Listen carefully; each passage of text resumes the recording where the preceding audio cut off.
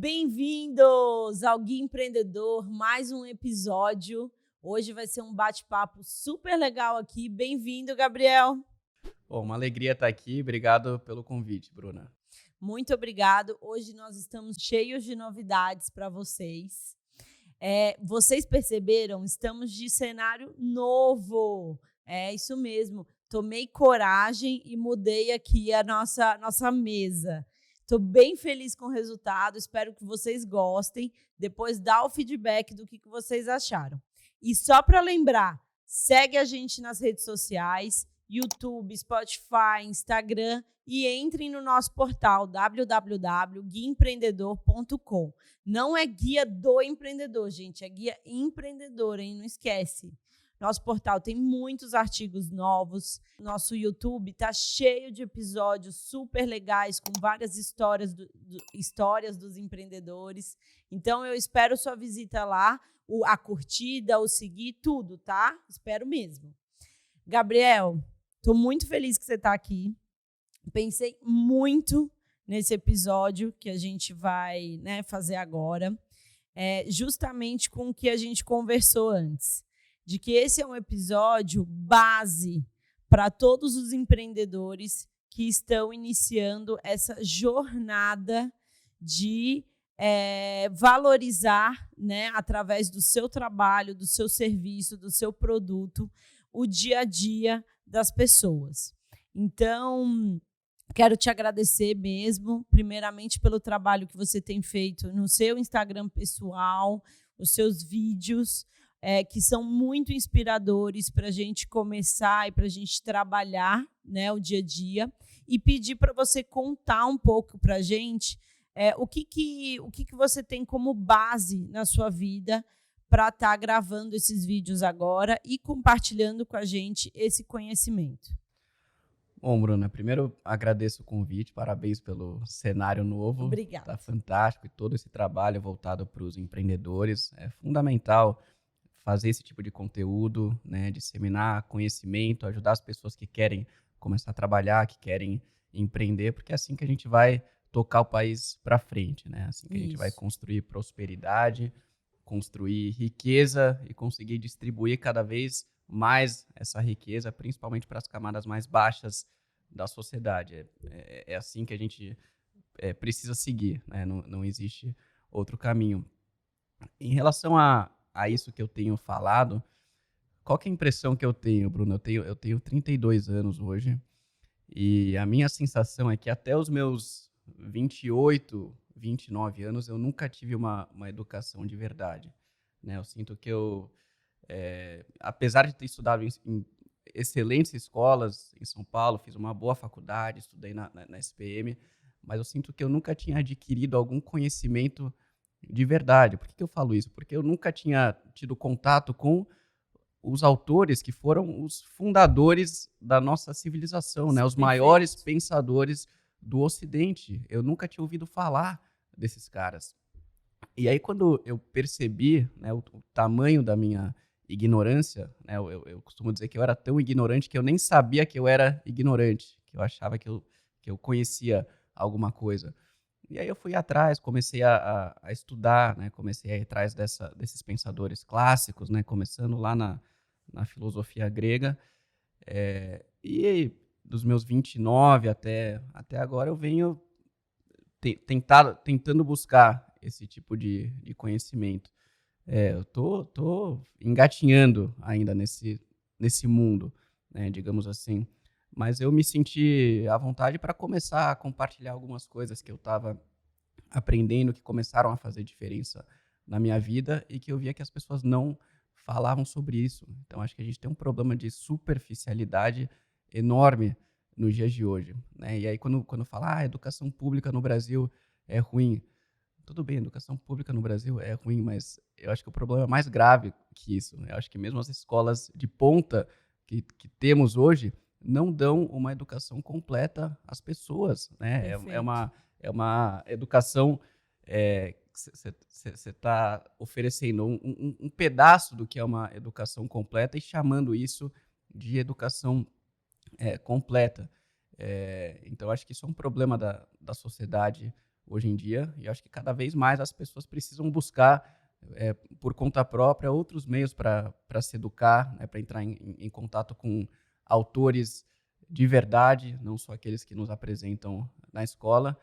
Então, eu tenho tentado fazer isso. Agora, o que eu acho positivo é que eu vejo cada vez mais pessoas buscando esse caminho, cada vez Perfeito. mais pessoas entendendo que está faltando alguma coisa. Às vezes, pessoas até bem-sucedidas, empreendedores que já construíram muita coisa, né, já construíram grandes negócios, ganharam dinheiro, não tem mais uma preocupação financeira, digamos assim. E aí chega uma hora que a pessoa fala, putz, e agora? Né, que eu quero algo a mais, quero aprender algo a mais. Para onde eu vou, né, a partir daqui, que eu não tenho mais que me preocupar com pagar as contas. E aí as pessoas começam uma busca para ter uma profundidade um pouco maior. Então eu vejo que no Brasil, eu acho que isso está acontecendo com um número cada vez maior de pessoas. Perfeito. Eu conseguiria concluir assim o que você falou sobre esse período da escola, que nós somos muito instruídos a decorar, talvez, aprender a ler, escrever, mas de forma mínima a pensar, né? A questionar, a receber todo aquele conteúdo e nunca falar assim, mas e por quê, professor? E por que isso, né? Mas qual a origem disso aqui? Então, todo mundo sai ali com um pacote para responder uma prova, mas nunca do porquê. E prova disso é que, quando a gente reúne pessoas, todo mundo fala quase que a mesma coisa, porque é aquilo que foi decorado, né? E são poucos, eu sempre fui uma dessas pessoas, e isso me gerou muita questão psicológica, porque quando você é o único que questiona, o único que duvida daquilo que é passado, você está, né, se soltando de um grupo. E tem uma frase que eu gosto muito, que ela embasa bastante da forma que eu vejo as pessoas, que é: o ser humano ele tem mais medo de se sentir isolado do que de errar. Então, quando você se descola, dá uma sensaçãozinha, né, de desconforto, e por isso as pessoas não se descolam, preferem ficar ali num grupo, num comportamento de manada mesmo, do que questionar, do que duvidar, do que perguntar. Então, é muito interessante isso que você falou de, a partir dos 22 anos, que eu realmente me mergulhei. Os 28, foi 28 pior ainda. Me mergulhei na história do mundo, né? Mas você está melhor que eu, porque eu estou mergulhando agora, no que você, inclusive, está me ajudando, então você está bem melhor. Inclusive, obrigada por estar disseminando tanto isso tudo que você está aprendendo com mais gente. Mas é natural. Normalmente, depois dos 30 que as pessoas começam a virar essa chave. Minha mãe sempre falou isso. Sempre falou, olha, depois dos 30. Por isso que até esses empreendedores que bombam muito antes do 30, eu acho incrível, legal, são pessoas diferenciadas, mas ainda é um tipo diferente de inteligência. É uma inteligência que ainda o pilar de abastecer ali quase que a alma, né, ainda não chegou. Exatamente. E só um último ponto sobre isso que você falou da educação, que eu vejo que foi acontecendo ao longo das últimas décadas e séculos, é que na história humana a educação sempre aconteceu no seio familiar, né? A família era responsável pela educação dos filhos. E no mundo moderno, as famílias foram terceirizando cada vez mais a educação para escola e para o Estado, né? Hoje, cada vez mais a educação é terceirizada para o Estado. Então, isso gera problemas também. Acho que isso é parte do problema de por que a educação tá tão defasada hoje em dia, né? E a gente vê as novas gerações, eu me preocupo de verdade com jovens, porque a gente cresceu, quer dizer, eu tinha 17 anos quando começou o Facebook, né? Hoje em dia as crianças de 8, 9, 10 anos já crescem imersas nesse mundo digital. Então isso é um desafio daqui para frente. Como é que a gente vai, como é que essas crianças vão vão conseguir lidar com esses problemas, com a pressão da rede social, com a descarga de dopamina no cérebro numa idade muito nova, porque o efeito da rede social é igual ao de droga no Total. cérebro, né? A diferença é que as pessoas, né, começavam a beber ou a usar drogas mais velhas, né?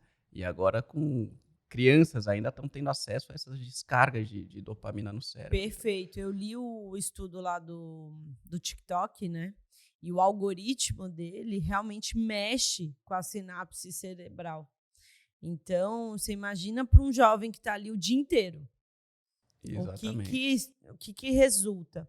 E outro ponto interessante que você falou sobre a questão de ser superficial é que as redes sociais que mais bombam são as que menos trazem profundidade, né? Então, a gente olha ali o TikTok, enfim, é uma dancinha ou é um vídeo cada vez mais curto, mais rápido, mais acelerado. E o Twitter, por exemplo, que presta um trabalho interessante de comunicação, mas é um trabalho de 140, né? Caracteres máximo, que embasam discussões que deveriam ser super profundas. Sim. Então, você tem brigas ali gigantes, curtas, assim. Exatamente. Então, e isso está regendo a civilização atual, né? Exatamente. Eu vi que tá tendo uma moda agora no TikTok de influencers que pegam um filme lá de 2 horas e fazem um resumo com as principais cenas em 1 minuto e meio e postam vídeo, e os jovens assistem e sentem que assistiram um filme. Então, é uma loucura. É bem preocupante mesmo, concordo. E, Gabriel, me conta um pouco como que você entende que o empreendedorismo se liga a isso que você está estudando, ou seja, desde o início, né, da civilização até como nós estamos hoje, como que o empreendedorismo permeia toda essa história. Por que eu estou falando isso? Porque a ideia é mostrar aqui para quem está nos assistindo, nos ouvindo, a importância do trabalho do empreendedor nas mudanças, nas transformações, né, do mundo, da evolução, e o quão importante são a valorização de skills, né, bases que permeiam anos e anos e anos e anos de história. Então, queria que você me falasse um pouco do que você estudou sobre o empreendedorismo ao longo do tempo. Bom, o trabalho dignifica o homem, né? Se a gente for pensar em todas as grandes mudanças que aconteceram na história, foram feitas através do trabalho, né? A gente pode pensar em exemplos mais recentes, como o iPhone, como todas as evoluções tecnológicas que estão acontecendo, Tesla, carro elétrico. Tudo isso é feito através do trabalho, né, desses empreendedores que transformam o mundo através das suas ideias. Mas se a gente for pensar também nas grandes civilizações que foram construídas, se a gente for pensar num Alexandre o Grande, Carlos Magno, eles também construíram isso através do trabalho. Então, o trabalho e o empreendedorismo é a forma da gente influenciar o mundo e da gente participar da construção do mundo. Teve uma vez que uma pessoa me falou uma coisa que eu achei tão bonita. Ele falou, quando você trabalha, né, quando você impacta o mundo através do seu trabalho, é como se você fosse um assistente de Deus ajudando na criação do mundo. É como se Deus te desse um pedacinho do mundo, cuida dessa parte aqui e toque em frente. E realmente é isso, né? A gente está participando da criação do mundo. Então, o empreendedorismo tem esse papel fundamental, né? Através dele que a gente desenvolve a sociedade, que a gente constrói prosperidade, que a gente descobre novas vias de crescimento, novas oportunidades. Então, tudo isso é fundamental. Quando a gente fala sobre o trabalho, sobre o que é ser um empreendedor, no fundo a gente está falando sobre uma pessoa forte, que assume responsabilidade, que sabe cuidar de si mesma e das pessoas que estão ao seu redor, porque se você não tiver isso, você não vai conseguir, né, ser um empreendedor, né? Ao longo da história foi sempre assim. Primeiro a pessoa tem que cuidar de si mesma. Então, primeiro ponto, eu preciso cuidar da minha saúde, né? Eu preciso comer de forma equilibrada, eu não posso comer a mais, né, para não ganhar muito peso. Eu preciso ter esse equilíbrio na minha vida, eu não posso beber em excesso, ou ficar buscando esse tipo de coisa que vai desvirtuar a minha atenção em excesso. Eu preciso conseguir cuidar da minha família, né? Como é que eu vou cuidar da minha esposa, do meu marido, dos meus filhos. E eu preciso saber gerenciar dinheiro, né? Eu preciso saber cuidar das minhas finanças para conseguir ter a minha vida em ordem. Então, tudo isso fazia parte da formação das pessoas, e faz até hoje. Qualquer pessoa que quer ser bem-sucedida precisa cumprir esses pré-requisitos, digamos assim, porque uma pessoa que não consegue cuidar de si mesma e cuidar da sua família não vai conseguir desenvolver uma empresa. Olha o quão grave que é o nosso momento, né? Mostrando até um declínio total assim da sociedade. Você falou uma palavra que é hoje quase um palavrão: ser forte. Tão simples, né? Mas hoje estão querendo, na verdade, que as pessoas mostrem cada vez mais suas fraquezas, né? Deixem isso dominar o seu ser, e que está tudo bem, sempre está tudo bem, né? E, na verdade, não. O ser forte é inerente à vida adulta, é inerente a uma jornada de conquistas, é inerente a uma base familiar.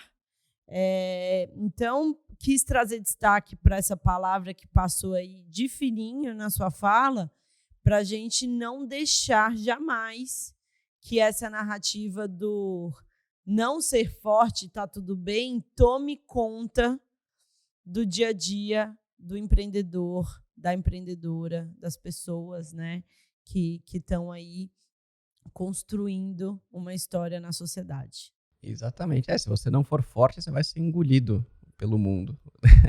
É simples assim. Você imagina o seguinte, Bruna, em qualquer outra época, imagina na época, na Idade Média, ou mesmo antes disso, para a pessoa sobreviver na sociedade, você imagina a força que ela precisava ter. Ela precisava, tudo isso que eu falei, precisava cuidar de si mesma, cuidar da sua família, precisava ir atrás de recurso para sua casa, né, para conseguir comida, trazer comida para a mesa.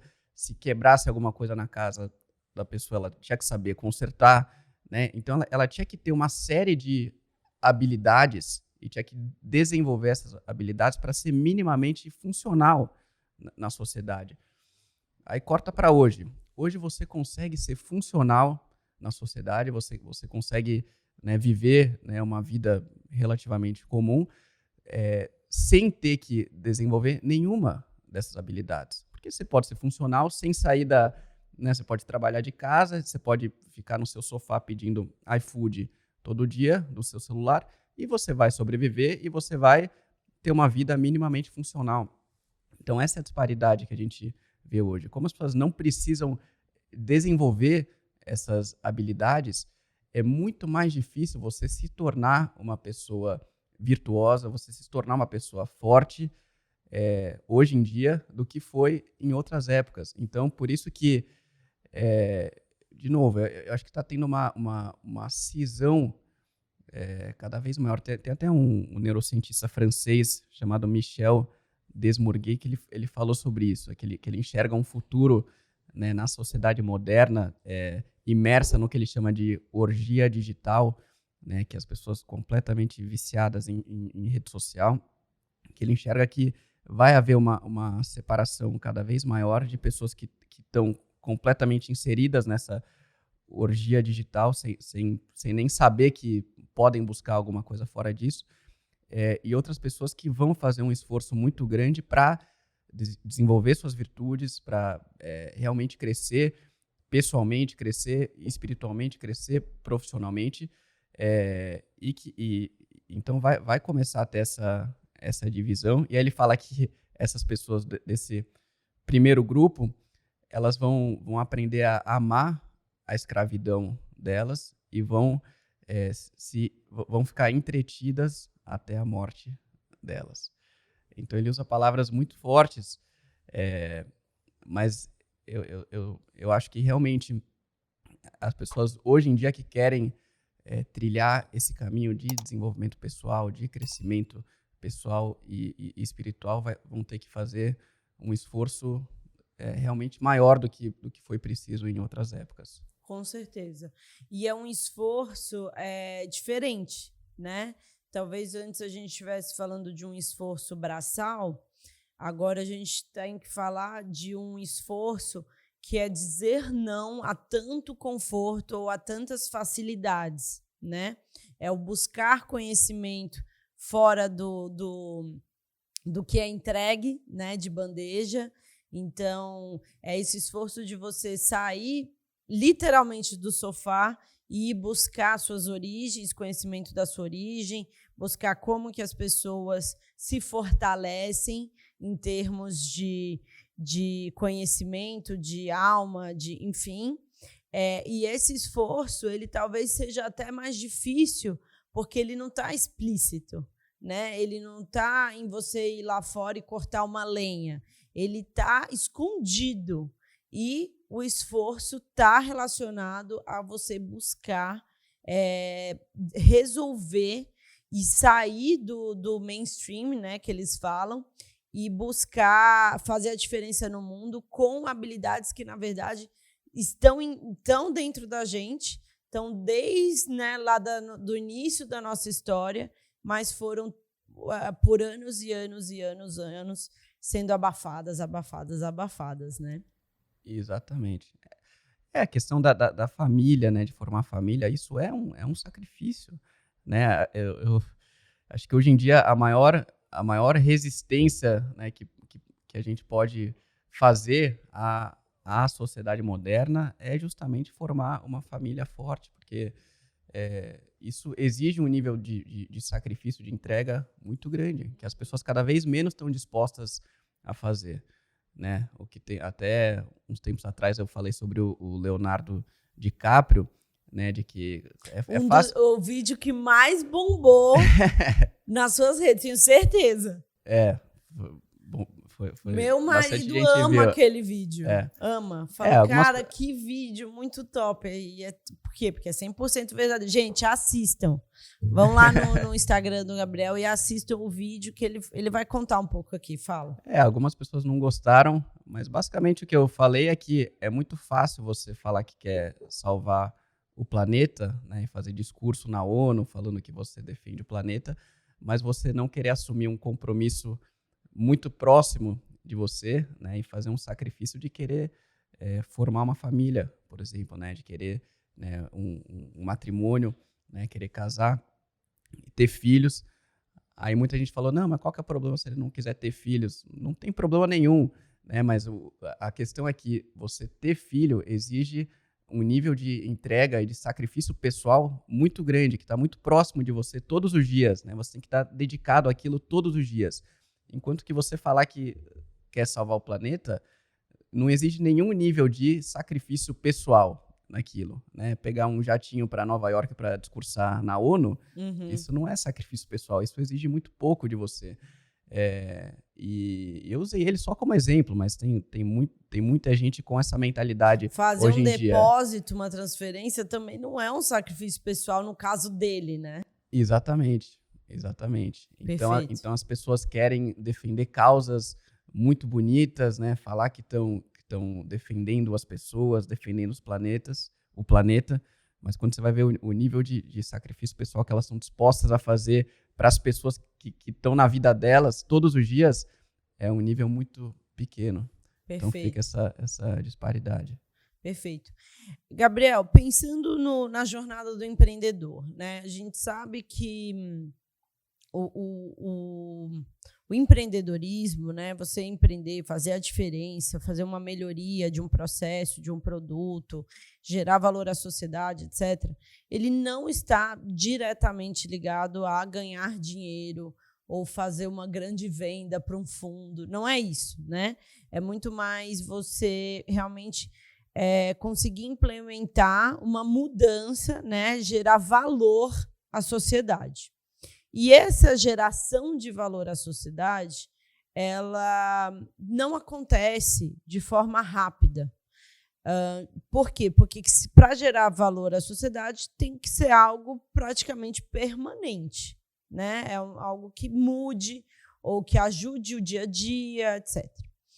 Pensando nisso que eu acabei de dizer, a jornada do empreendedor ela é cheia de dificuldades, um caminho sinuoso, né? Não é um caminho reto. Talvez é um caminho que você nem veja o fim, nem saiba para onde está indo. E onde que a gente consegue fazer pontos de ligação entre tudo isso que você está nos contando aqui, como a questão do trabalho, da fé, da família, com a jornada do empreendedor? Onde que você consegue nos trazer os pontos de convergência nesse aspecto aqui que eu estou te trazendo? Eu acho que a convergência é total, porque não existem... As pessoas não são pessoas diferentes, né? Quer dizer, a pessoa que está no âmbito familiar, a pessoa que está empreendendo, na verdade, é a mesma pessoa. Então, se você não tiver essa unidade na sua vida, dificilmente você vai conseguir empreender e construir algo grandioso. Você imagina alguém que a pessoa fala, não, eu não quero, esse negócio de família não é para mim, né? Acho que isso aí é uma caretice, né, ultrapassada. Eu quero viver minha vida, quero aproveitar minha solteirice, eu vou me jogar aqui na farra, quero sair com gente diferente toda semana, quero viver em festa. Essa pessoa não vai ter foco nenhum para conseguir empreender. Se ela não estiver buscando esse equilíbrio na vida dela pessoal, ela não vai sequer ter força para conseguir construir algo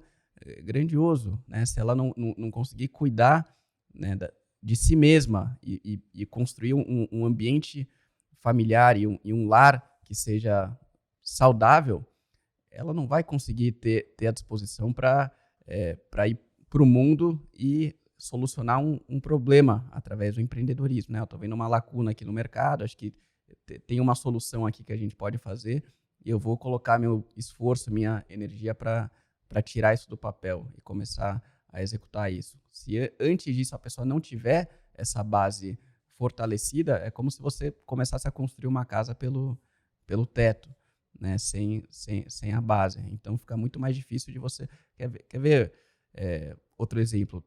Praticamente todos os CEOs de empresa que a gente vê praticam esporte, né? Alguns todos os dias. Então, isso é muito fácil de perceber, né? Eles têm uma preocupação com a saúde muito grande.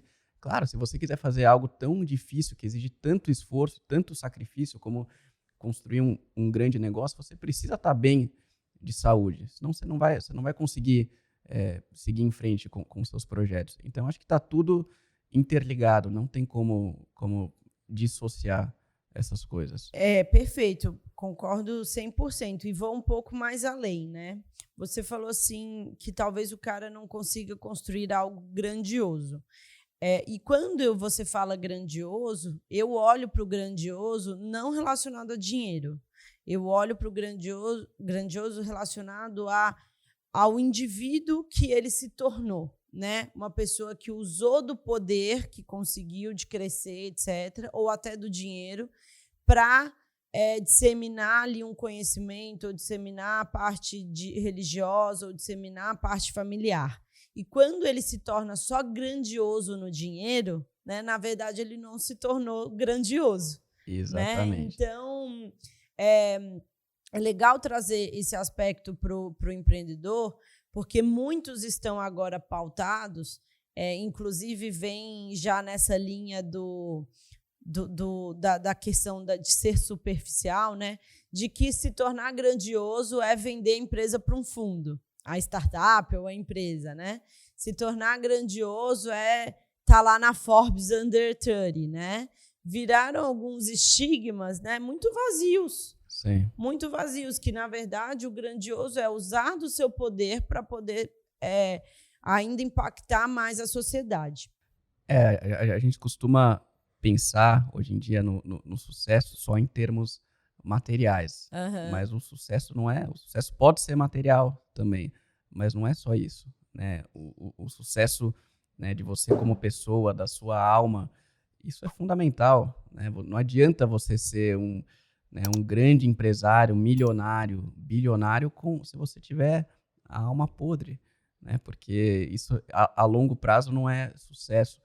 Eu vi ontem um documentário que está na Netflix do Carlos Ghosn, que foi um executivo, ele foi presidente da Renault. Ele entrou na Renault. Você Ainda viu tô essa para história? assistir. Sim, que saiu lá na caixa fugido, né? Exatamente. Ele pegou, estava com dívida de 5 bilhões de euros, a Renault. Ele virou a empresa. Aí eles compraram um pedaço da Nissan. Ele foi para Tóquio, foi para o Japão. Também estava quebrada a empresa. Ele deu uma virada na empresa. E aí é um cara que, assim, era um baita de um executivo, mas que o ego começou a subir completamente para a cabeça dele.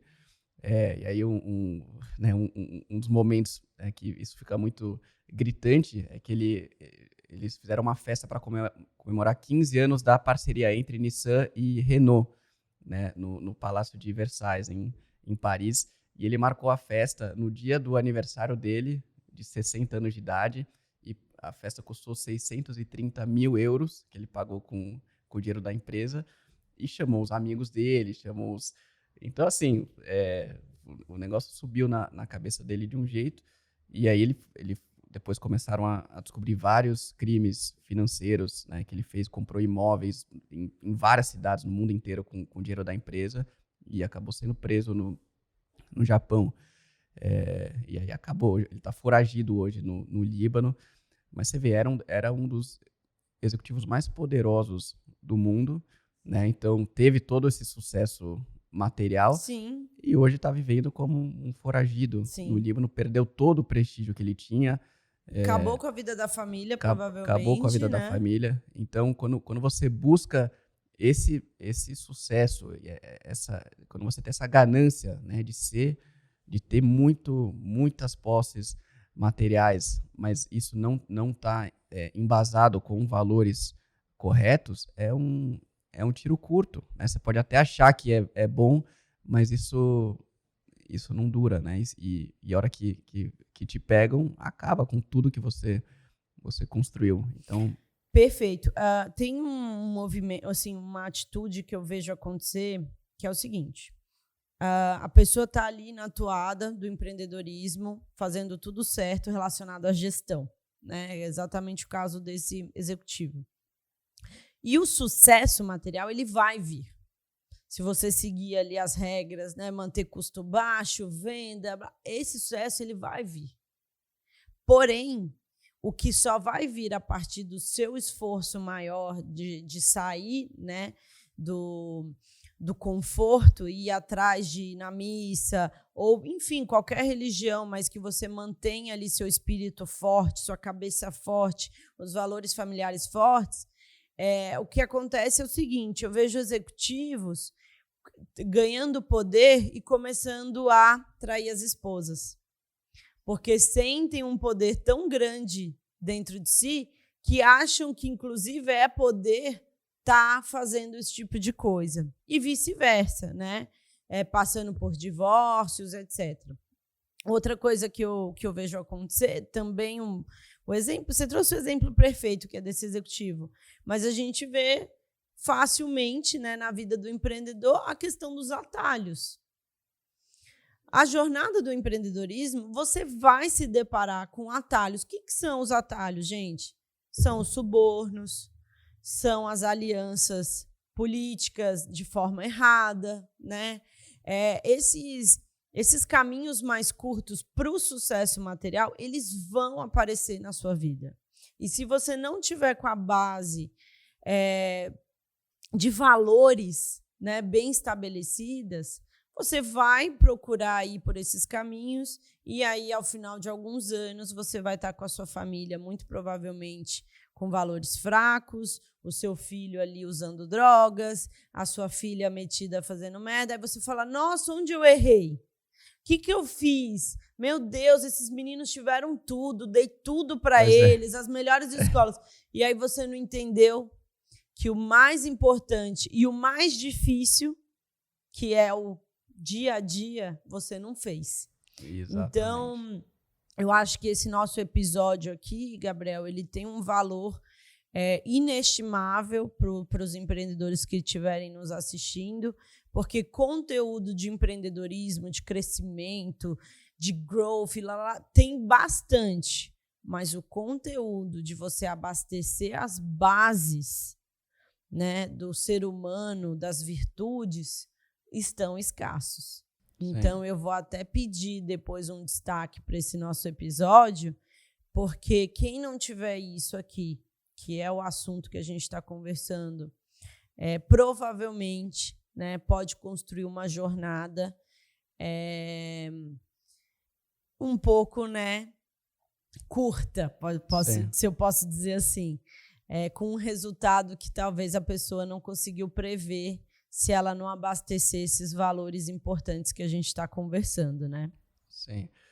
Tem um exercício que eu acho que todo mundo deveria fazer, né, uma vez na vida, porque isso te dá uma noção da pessoa que você quer ser, né? A gente tem que meditar, às vezes, sobre o fato que a gente vai morrer um dia, né? Todos nós vamos morrer.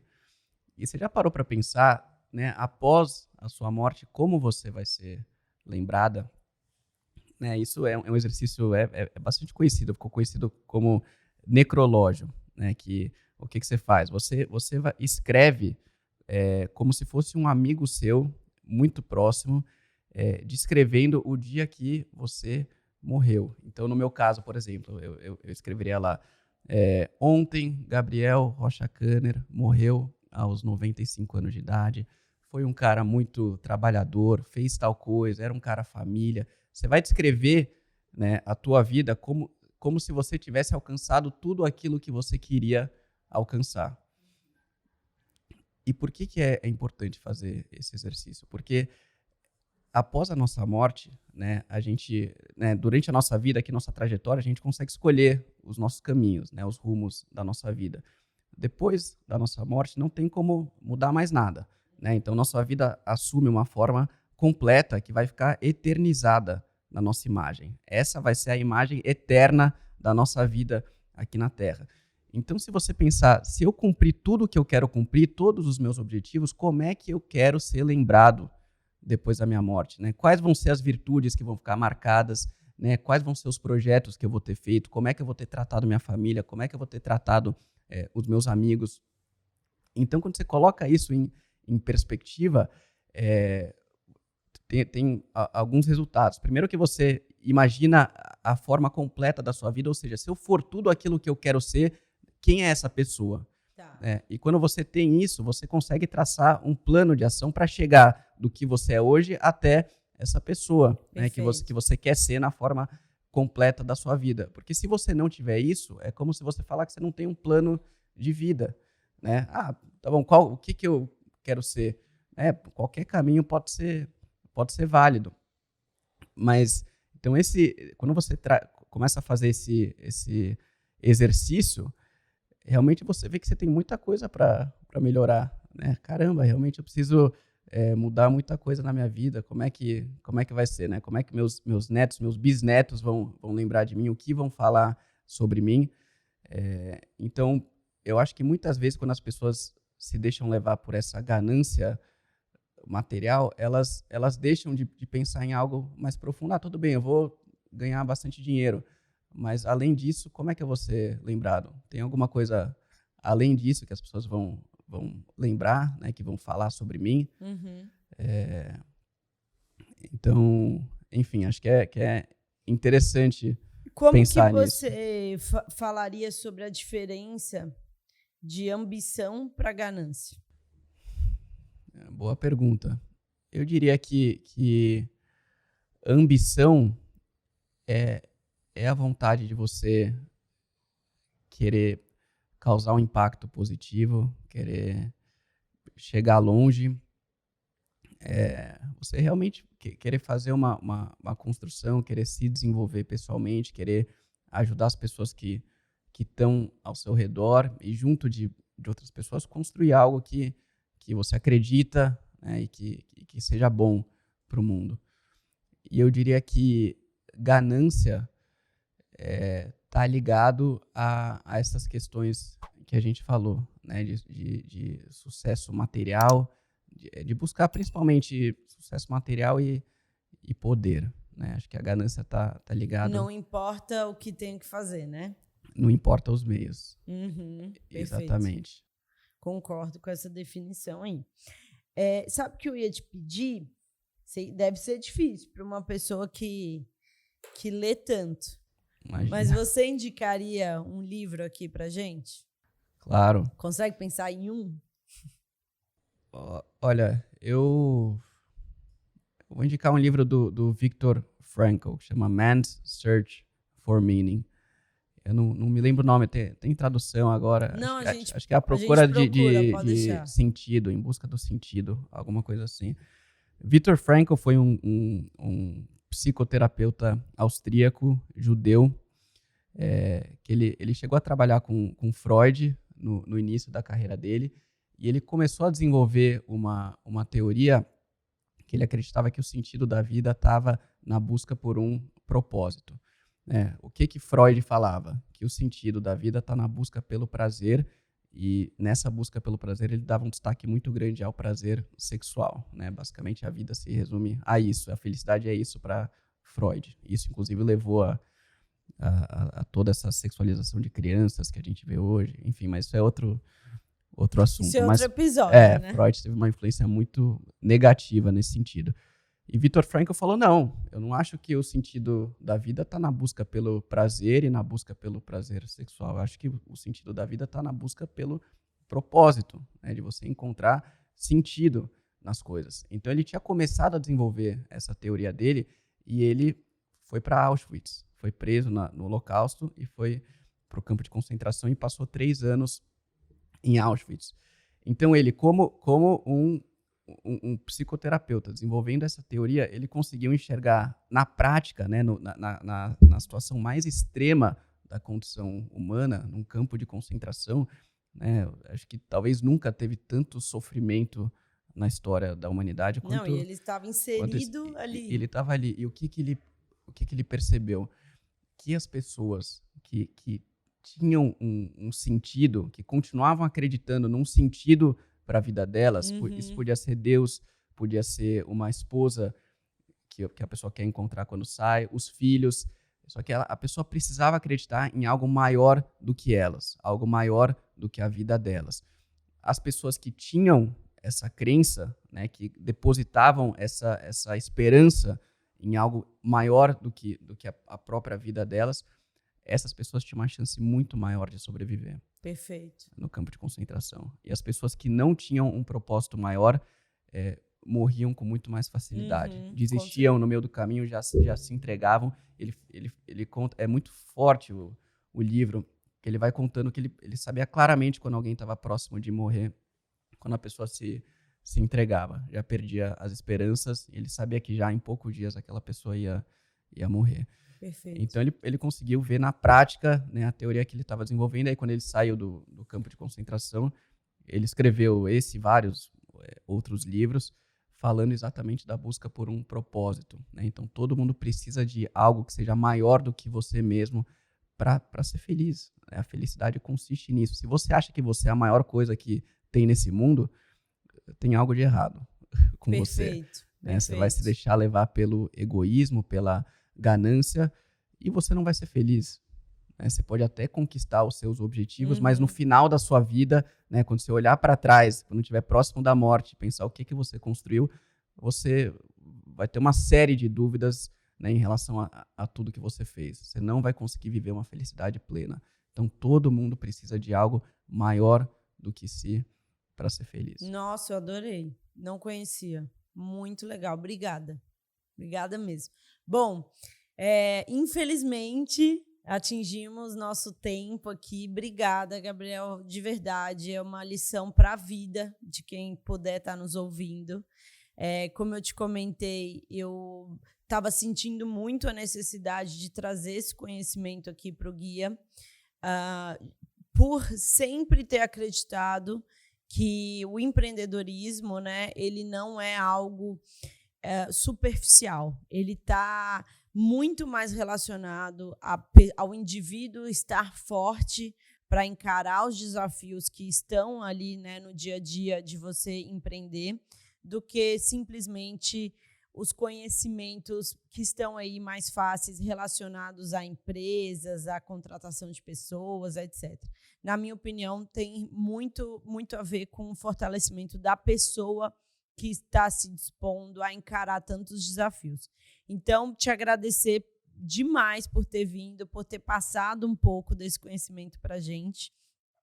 Depois vou dar destaque a esse livro aqui no nosso episódio e te convidar para voltar, para depois a gente aprofundar mais ainda o tema e depois também trabalhar os feedbacks de quem está nos ouvindo, porque com certeza vão surgir perguntas bem legais, tá? Obrigada. Perfeito. Eu que agradeço, Bruna. Obrigado pelo convite. Foi um prazer conversar com você. Espero que o pessoal goste. E parabéns pelo trabalho novamente, pelo estúdio novo. E tô à disposição. Obrigada. Gente, sigam o Gabriel também. Qual que é o seu @? @Gabriel Kanner, com Kanner. Tá bom, sigam que ele posta uns vídeos muito legais e eu tenho certeza que vai fazer a diferença na vida de vocês também. Obrigada, gente. Não esqueçam de nos seguir, né? Curtir, comentar, tudo lá nas nossas redes sociais. E conto com vocês nos próximos episódios. Beijos!